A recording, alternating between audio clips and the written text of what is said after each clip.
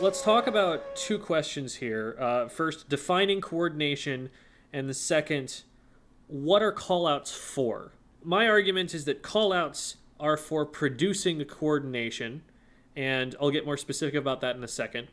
Coordination is getting people to take the same fight at the same time.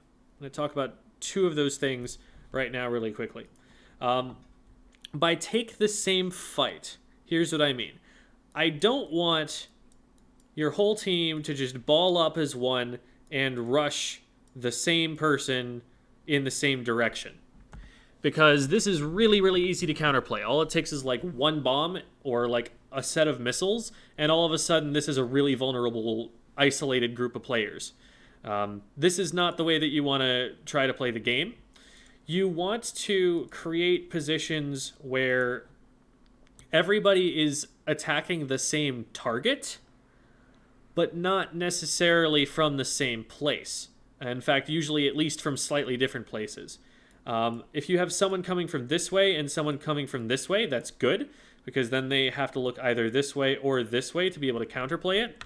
But it would be even better if instead of that, you have a player coming from this way and this way, because now they have to look almost 90 degrees to be able to catch both of those players. So we want everyone taking the same fight, but the way that their weapon will best, and from different positions, because the more you can get the opponents to have to look in two different directions, the more likely someone is going to be able to find an opening. My experience playing against like top level teams in Splatoon 2, when they would use armor pushes, was the armor goes out, and then as soon as it is active, you have, and this is obviously not a Splatoon 2 map, but you have a player here, here, and here, all shooting at you at exactly the same time. And this is really difficult to counterplay if you are not preemptively backing up to avoid this situation. That was a really powerful thing for players to do, and that's kind of the epitome of coordination, is getting that sort of a play on an isolated player. This player is super dead. So that's the sort of thing that you're trying to set up, and the more different angles that you can create, the better. And the other important part is that they have to get there at the same time. If we have a player who goes through mid first, and then this player wins the 1v1 and gets rid of them, then you have a player come through here, you're just taking 1v1s. You're just taking coin flips. What you want to be doing is taking the fight as a team at the same time, so that you create that situation where they have to look in two different directions at once. Now, it's not always feasible for every member of your team to be rushing the enemy player. That's not something that you generally expect of your entire team, just more players than they have there. You want enough players in this fight to create a significant advantage. But the entire team does need to be involved in at least creating that advantage state. Here's what I mean. Let's say you've got like an E-leader up here or something. While they might not have an angle on this player to be able to hit them, what they could potentially do is watch this sightline right here, knowing that their teammates are fighting on left, because maybe you know there's a player here who would join this fight and try to equalize the numbers if you weren't putting your laser out over that angle and preventing them from getting close enough. Let's say you're just way too far away and you don't have a long-ranged weapon and there's not a lot that you can do specifically to help with this fight. Let's say that you've positioned yourself over here and this fight is going to be done before you're able to get there. Maybe you just respawned and you came out this way to paint for special and now this fight is happening. One thing that you can at least do is to not start a second fight. If you over here are mostly alone because your teammates are pushing someplace else, and this player right here is isolated enough that they become a target of your push, that probably means that the rest of the enemy team is likely to be maybe over here, someplace where they're looking at you, so that they've left this player alone. And if you try to engage on a fight over here, you might just end up giving them the same kind of numbers advantage that your team is enjoying against their teammate. And then that becomes a 1-for-1 trade where this player goes down but you go down, instead of being a 1-for-0 trade that your team wins, allowing you to then push forward. If you over here maybe get their attention but then stall it out and get them to kind of engage on you here, and then after this player goes down, you call your teammates over, now they've got a flank angle and you might be able to take this fight with more of an advantage. But if you just try and take multiple fights at a time, you're more likely to get an outcome you don't like. I explained that concept a little bit more in a video that I will put a video card up for in the upper right now. So these are the situations that we want to create. We want to create numbers advantages. We want to get people attacking those numbers advantages from different directions at the same time. Callouts are the way that you accomplish that. Every callout should be something that's helping you win a fight and be able to move forward. And the way you win a fight is by creating coordination. And by coordination, we mean you're getting everyone attacking the same target at the same time. That's the crucial bit right there. And you're also letting the team know that that is the target in particular that you're looking at and not some other target someplace else. So here are some practical rules to follow when you're doing callouts for yourself on your team to help the team accomplish that. First of all, you don't want to take any fights at all until you know you have an advantage, because if you fight at disadvantage, you're very likely to just lose on the spot, and coordination can't always save that. So one of the first things that you want to learn to be doing as a team is always call when you go down or when you get someone on the other team. That way, your team knows how many players you effectively have in play and how many players they have in play without necessarily having to go and check the top of the screen. Because maybe they got engaged with something and they're not able to pay attention to that right this second. And if they get the more up to the second information that you're giving them, they won't have to check because they'll already know. So that's really useful information to be giving your team. It's also really useful information to let your team know when you are not able to go in. For example, if you get damaged by a bomb and you need to back up and heal, you can call out, "I'm backing up." And that will let your team know not to expect help from you for at least the next couple of seconds and not to charge in. Because as a frontline weapon, it's very easy to, be in this kind of a position with a teammate behind you and to think that if you go into this direction, your teammate is going to sweep around to the right and help you out, and that this is a safe fight to take.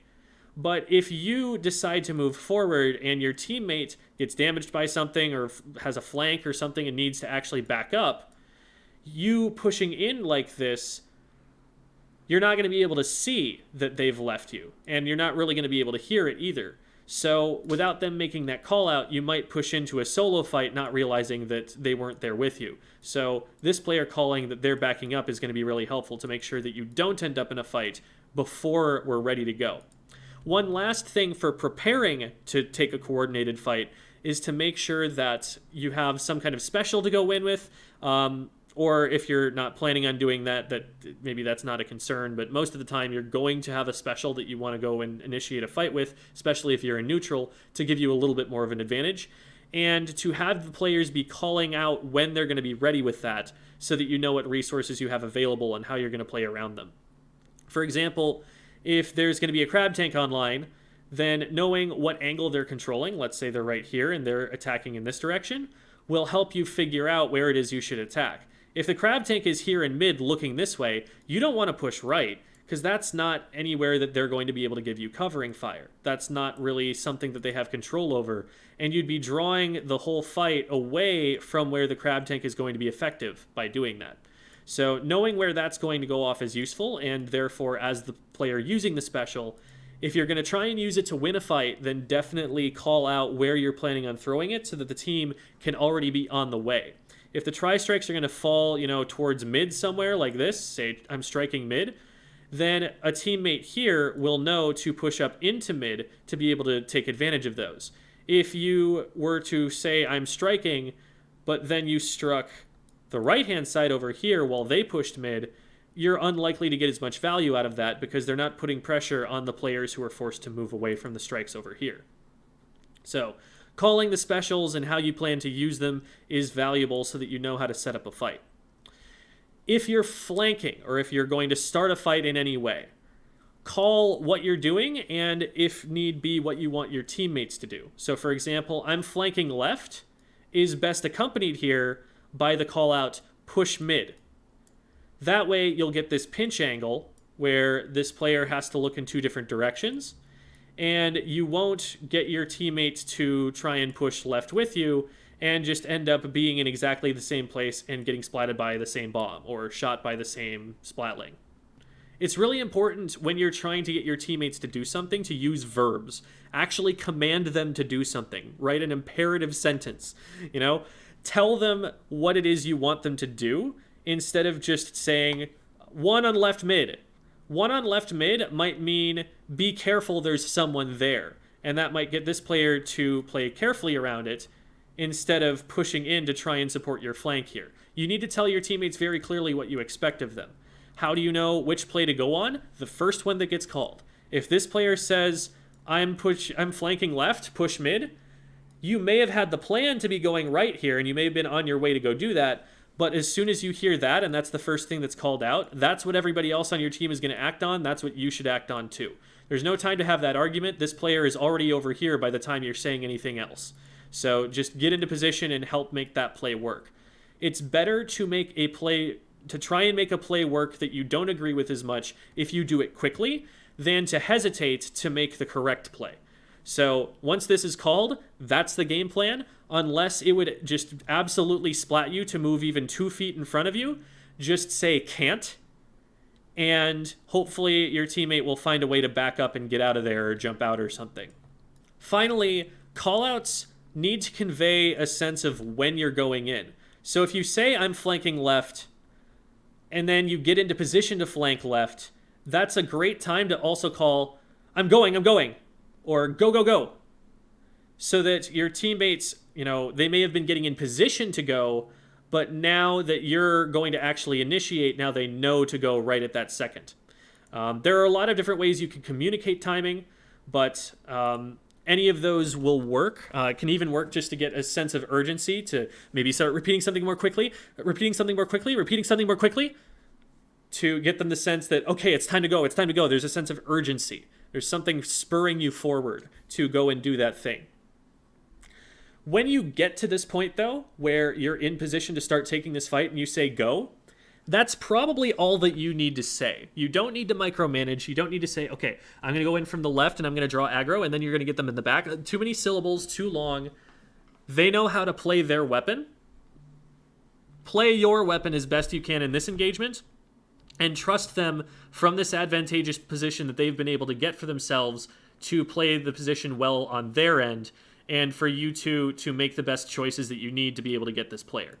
If that doesn't end up happening, and there's a discussion about how you want to play that mechanically that you want to have later, that's cool. But during the game, just call that the fight is happening and trust that they're going to be in the right place if you've called it out effectively. When you see callouts at top level, one of the things that you will notice is that they're generally tending to just call the name of the player that they want you to take out, or the location of where they are. You're not going to hear all that much more because everybody already kind of knows the basics of take different angles on them and how to hear in their teammates' calls exactly when they want them to be there. They're also not going to split up so far apart from each other that they isolate themselves and make it difficult for them to follow up. If, for example, you're flanking left here and somebody else tries to flank right, this is a lot less likely to succeed because you have to go so far and into dangerous territory before you're going to be able to get in range of the player that you're targeting. I'm going to really quickly show you a match. This was between Destiny Bond and DNA, and Zero, who is one of the best North American players of all time. He is the one who's on the callouts here, and I will say that his callouts can be a little bit anxiety-inducing. They are very intense, very loud, and especially at like mid or low level when people don't quite have the confidence yet, don't have quite the experience. I might shy away from being quite this intense about it, but I'll talk about how that sense of urgency is going to lend some extra meaning to the callouts to convey things like timing. So let's get this started here. Earlier, before this part in the recording, Zero calls that he's going to paint up left, and then he's going to go up over the top. So we know as a team that he's not going to be available for fights until he's got that special ready. And so they're not going to go in super hard until he's available there to help them. So that's what that information is for. And yes, that was the Battlefy little blip there. That was not on your end. Yeah. Leader top right. Yeah. Leader top right gets called. That's an important call out just to keep them safe from the E-leader.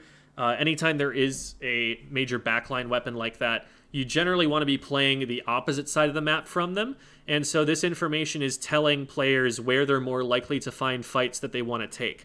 And the fight does, in fact, actually end up happening on the left-hand side, away from where the E-leader can help it. Yeah, he's looking over zones. Yeah. They're trying to walk in. They're trying to walk in, signals what the opposing team is doing, and helps inform these players about where they're going to be positioning to get the most impact. Top right. Okay. I'm gonna strike you. Nice.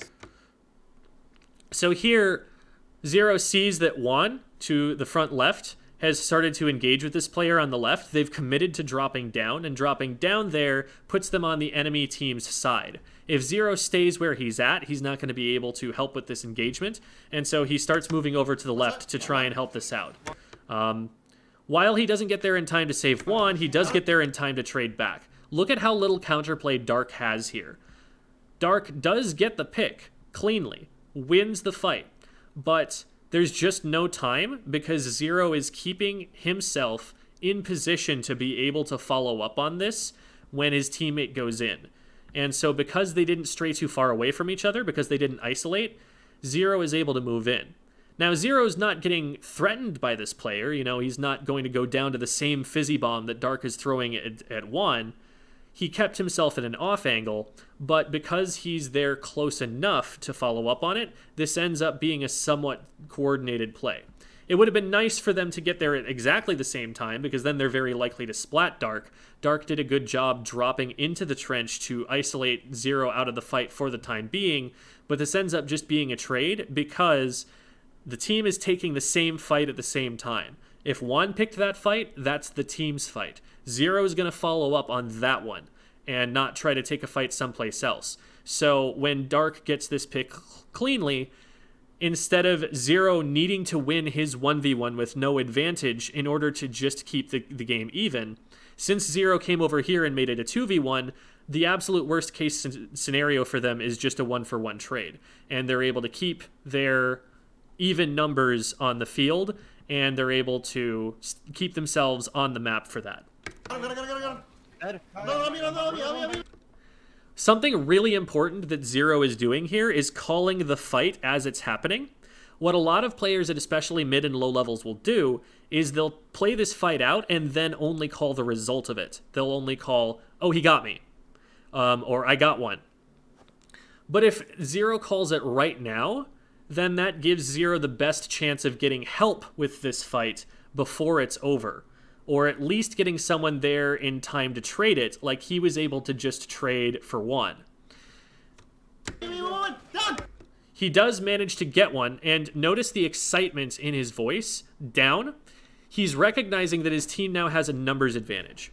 At top level, one of the big differences that you see from mid or low level teams is that they're faster at taking advantage of numbers advantages. Generally, they're also faster to respond when they need to back up on defense. Right now, they have an advantage, and every second that they are able to use this numbers advantage is space that they could gain on the map and time that they could have ticking down on the zones. They're not going to try and waste any time right here. During this transition from one fight to the next, they are recognizing who has the advantage and moving up, and the callouts are helping to inform them that they have an advantage and that they should be looking for fights, that they should be looking to try and pressure the enemy team, get them off the map, and gain control of the objective here. Now, it's only a 3v2 numbers advantage. If this is something like a 4v2, they're probably just all holding forward, and even if they trade, that's still going to be in their favor, and it's pretty easy for them to gain an advantageous position that way. But 3v2 is a little bit more shaky, because all it takes is one E-liter shot to immediately neutralize this advantage. So one of the things we're going to see Zero do in order to make this work is throw the tri-strikes. Part of the reason he's throwing it is because it's an option that he has that he can use from a longer range than his main weapon. With his main weapon, he's going to have to climb all the way back up to the zones to be able to take a fight again, and that costs time, and time is time that the enemy team has to respawn. But another part of it is that he's trying to create more of an advantage in this fight than he would normally have had by taking it just with the main weapon, so that his team can get in and capitalize on this advantage while they still have it. Nice, Zero. Nice. Let's strike in the top. Let's strike in the top. Let's strike in the top. They're all back. They're all back. All back. He's calling where the strike is going so that they all know where to look to find advantageous fights. And he's got this urgency again in his voice that's conveying to them, now is the time that we are going. You need to be there as soon as you can get there. Now, Zero does end up getting sniped by the E-liter here, and we'll hear that he's calling for that to get traded back as quickly as possible, because if this E-liter goes unpunished for landing this shot, now it's just a 3v3 numbers situation again. They probably have an advantage for maybe a second or two more before the rest of the players get in, but this would even up the advantage, and they don't want that. So Zero is really hoping that someone is going to be able to get in and get this E-liter down so that they can continue to have an advantage and continue to regain control of the objective. Top right, one dead. And they do get that, and that gets called out by multiple players, because that's the priority for multiple players. That's a target that revealed itself by taking the shot, by hitting Zero. And whenever an opponent is shooting at your teammate, that means they're not shooting at you. I've said before, the root of all teamwork is shoot at the guy who's shooting at your teammate. Another one there, 52. Guy in their zone, guy in their zone, guy in their zone. He's in front. Nice, just paint, nice. Shoot. Machines one. Yeah, I know. They call machines 1. They do have a lot of chip damage on this comp. They've got fizzies, they've got machine sloshes, they've got burst bombs, and so they're calling out that a player is weak to see if one of their teammates has something they can chuck in that direction to get them. And we'll hear that the other player already had the same idea. They're looking at the same thing. Oh, I'm throwing fizzy bombs over there. He's so weak. I'm getting trapped. So we hear that the player was responding to that. I'm gonna Okay, grab him. Be up. He's gonna jumping out. Jump. Take this left. Take the right. So now that a jump has gone out, Zero is recognizing there's a numbers advantage they have effectively because there's a player who's out of play, and so he's calling for his teammates to move up into the space that was vacated. Turn in front. They're gonna be up. I know. They be good. Is he good? Jump. I'm hitting you. He's calling specials to make sure that his teammates stay safe. This is a time where they don't want to be engaging, and so he's making sure that everybody knows that. I'm hitting you to live. Backing up. Oh, fuck. Backing up there from Jared, making sure that everybody knows not to take a fight while he's not there, expecting him to help, because he's not going to be able to help with the whale being on him. Backing up too. It's okay. I'm crabbing. Good crab. Yeah, I'm throwing. Crab gets called out, and somebody else says, I'm throwing stuff on the zone. And as such, we now know, okay, the crab's looking in this direction, and the enemy zone is also going to get peppered with something here, which means that we're going to be able to push the zone, and if anybody's there, we'll have advantageous fights against them. And that is, in fact, exactly what happens. We get 2 players down as a result of that, and again, we hear that urgency in Zero's voice. We have a big numbers advantage. Let's push in and get more space. In front. In front. Again. He's one. I got him. So he calls that this player is weak and goes down after him to try and get that pick. Knowing that he's weak means that dropping down here is a better decision than to try and just drop down here into a 1v1 fight. Because we know that Zero only has to hit a shot or two, whereas the other player has to completely zero him out. And so that gives Zero the advantage in this fight, even though he's the one who's going to land later, and this player will have the chance to move before he gets there. I'm jumping back. Calls last one charger, so the other 2 players are spawning back in. They just got them. So knowing that the last one's the charger, players know to be looking in charger kinds of positions for that last player. If they can find the charger here, then that's a great target to go for, because that player is going to be alone. and that will stagger the enemy team so that it takes even longer for them to be able to get back in. So it's advantageous to try and sweep through and clean out that last player. But if that player backs up, like a Charger is very likely to do, it's also a sign to the team that, okay, we're not going to be contested for a while right here. Zero calls that he's going to jump back into mid to try and regroup with the team and get himself back into place faster. Just live. I have strikes. I have strikes. He's calling just live, I have strikes.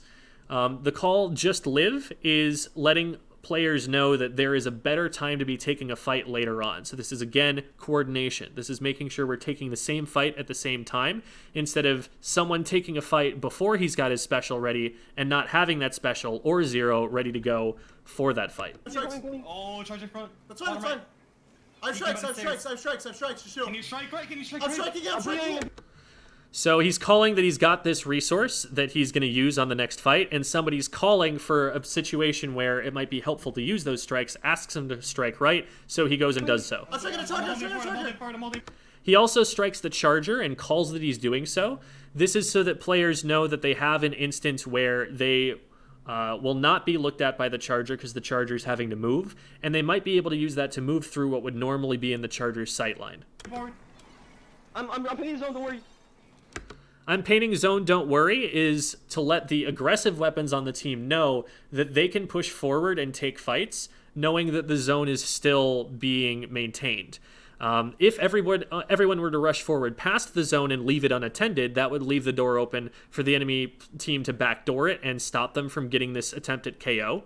But knowing that they've got the zone, Zero is going to drop down here and go for a more aggressive play to try and secure the game.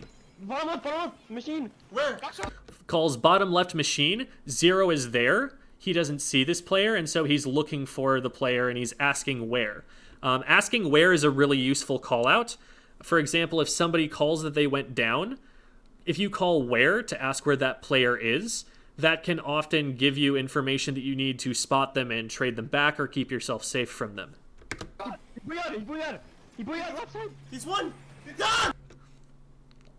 So he manages to find that player and take them out. And again, we hear the urgency, the enthusiasm here. Then he gets that pick because now they have this numbers advantage, and so now they're going to be able to make more aggressive plays. And with a numbers advantage at 18 to 100 right now, they're aiming for the KO right here and now. So the goal here is sweep up any remaining players and make sure that the zones stay safe during the next 12 seconds or so. Nice Zero. Down on his own. Got Charger. They're calling that someone's on the zone. Keep zone.